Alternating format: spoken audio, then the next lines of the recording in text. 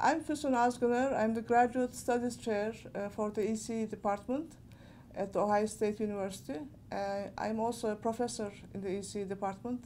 And today I want to welcome you to the graduate orientation and to the department. And I will be giving you some information that will help you select your classes, register today, and get to know the department. I will be speaking briefly, and then Professor Bibik, who's the coordinator for the MS program, will talk to you. Professor Anderson will talk about the department and especially about what the TAs need to do. And we have here IEEE graduate students who will be hosting you and taking you around campus. So you know what building is where. It's a large campus. Even the department has 3 buildings, so you'll get oriented a bit.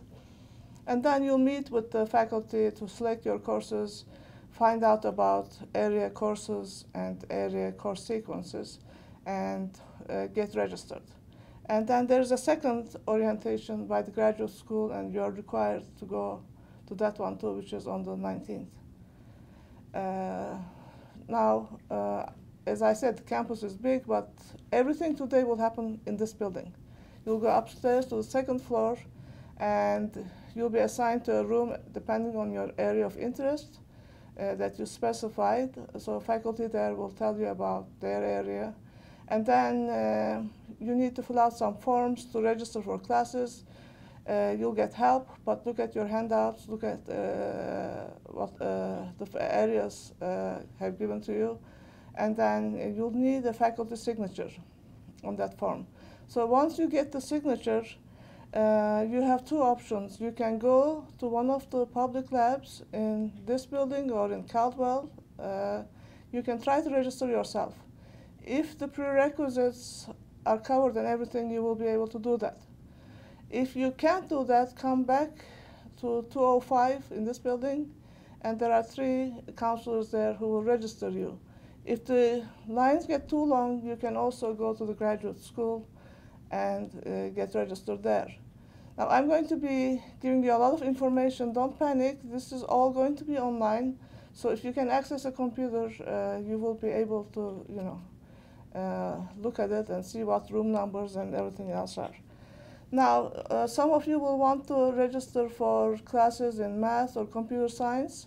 You can do that online if you meet the prerequisites. If you can't do it online, you'll have to fill out a form and go to that department to get signatures. Now, if you're a GRA, GTA, or a fellowship student, you need to see another person. Her name is Cindy Flores in 230 Dries, again on the 2nd floor, and she'll ask you for some information. And tuition is due tomorrow, September 14th, so we'll try to get everything done today. And eventually you also need a BAC ID, which is your ID for this campus, and you have to go to the Ohio Union for that.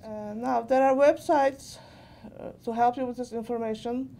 I have the graduate school's website here. Apart from the department, there's a graduate school here which controls all graduate programs. So you'll see in the future that some forms go to the graduate school, they do an orientation and so on. So it's important to know their website. And about orientations again, if you're a TA, Professor Anderson will do an orientation. She'll talk about that. And if you're a GRA or if you're a fellowship student, then there's no orientation, but you have to talk to your advisor for advice. For help, other than this document, we have, there's a graduate school's handout where the graduate school rules are. And ECE also has a handout which has some additional rules. Both are online, and I have the websites here, so make sure that you refer to those throughout your studies.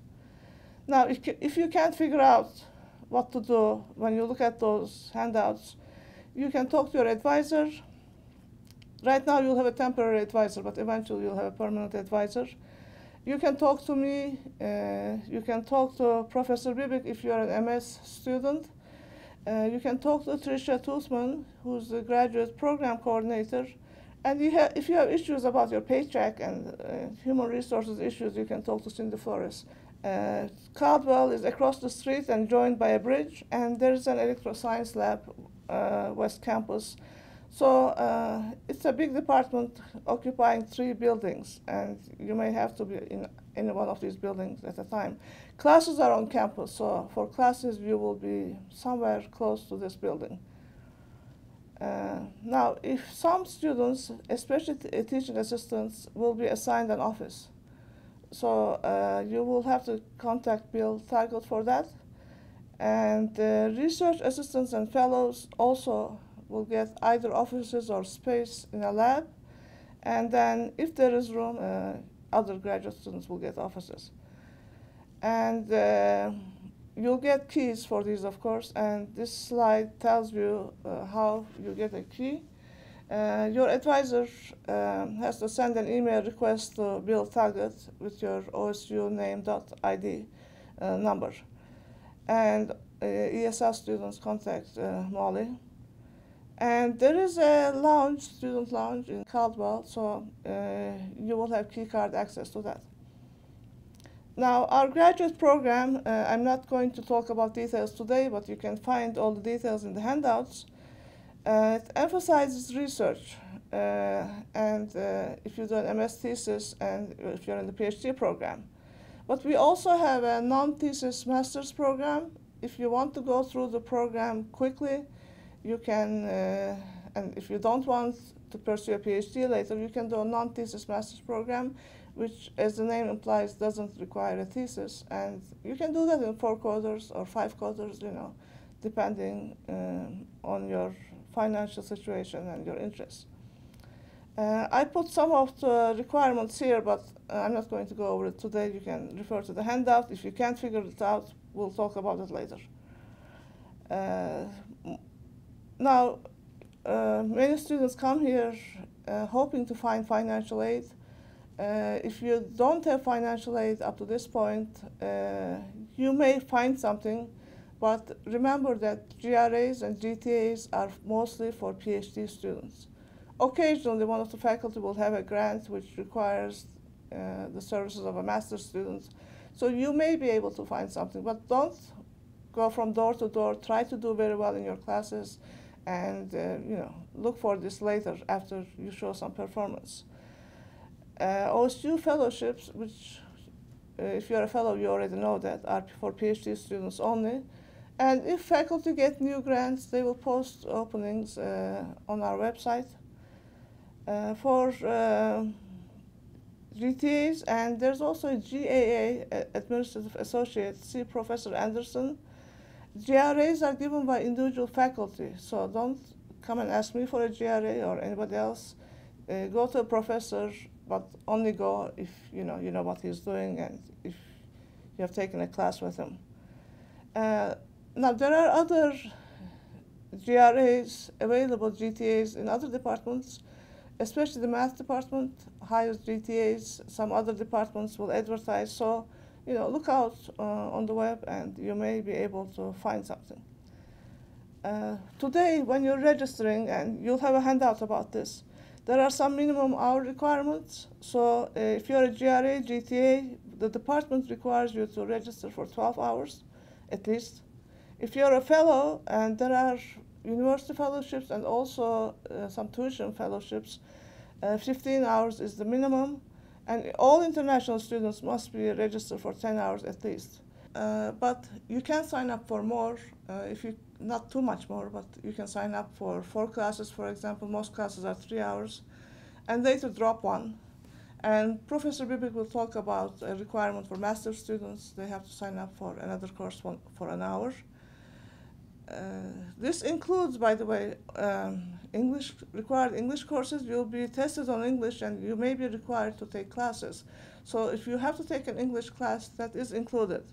It also includes research, 999s, independent studies, and so on. So as I said, if you take English, that will take up a lot of hours. Now, about advisors, if you are not a GRA, if you haven't had a GRA offer, then your advisor is temporary. In 6 months, within 6 months, we want you to have a permanent advisor. Now, this is very important. If you don't have a permanent advisor, you can't graduate, for one thing. You can't take the exam. So you have to make sure within 6 months you fill out a form and have a permanent advisor. If you are a GRA, whoever made the offer is your advisor because you accepted the offer. So there's a contract between you and the professor. Now, for non-thesis MS students, Professor Bibik is your initial advisor and he'll coordinate your program. There is a link called the Buckeye link. It's quite new, a couple of years, and you should know that. If you don't remember it, go to OSU's main page. That's where you register for your classes. That's where you change your classes, look at wait lists, look at how many people are on the wait list. You change your address. You can see your class schedule, your final exams, your statement of account. So do that right away. I mean, today when you register, you have to go there and make sure you check that. If you have a car, and not many of you will need this right away, but you are eligible for a permit, but you need to see Cindy Forrest first, again, in 233s. Professor Anderson will talk about the English tests, so you need to take, even if you're a university fellow, you have to take the spoken English test.